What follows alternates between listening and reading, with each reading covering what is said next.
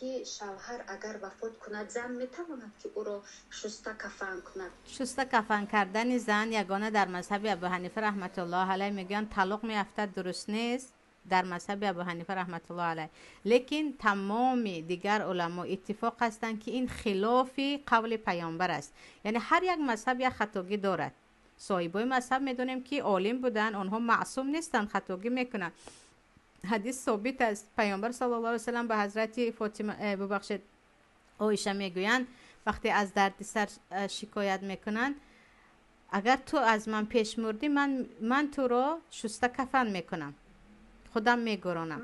یا که حضرت ابوبکر صدیق وقتی پیش از مرگشان میگویند وقتی من مردم مرا همسرم اسماء بنت امیس دختر امیس شسته کفن کند، که اسماء این وصیت رو میکند.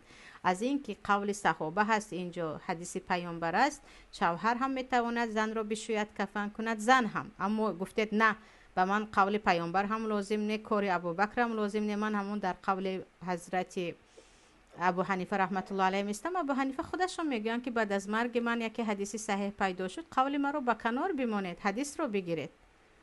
یعنی این چیز در مذهب ابو حنیفه رحمت الله علیه آره هست که طلاق می افتد، در بین طلاق می افتد، اما نشوید کفن نکنید این معنا کتی نه. معناش این است که مرد اگر چهارم زنش وفات کرد بعد از مرگ چهارم زنش یک بار میتواند زنی دیگر گیرد، برای اینکه الکی طلاق افتید. با همین معناها هست اینجا.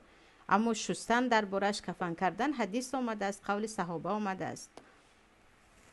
خواهر من فهمیدم باید وقتی گفتن که همون شوهرت که وفات میکند باید که زن در نزدش رشته گریه و نالوده نکند، یا اینکه چون که بین آنها طلاق که میافتد گریه در خواهرم گریه با صدای بلند در نزد یگان کس ممکن نیست، شوهر هم فرزند هم پدر و مادر. گریه یکی صدای بلند و ناشکری است، اما عادی نشستن دیگه آدمی الکی آدمی بیگانه هست، خلاف سنت است.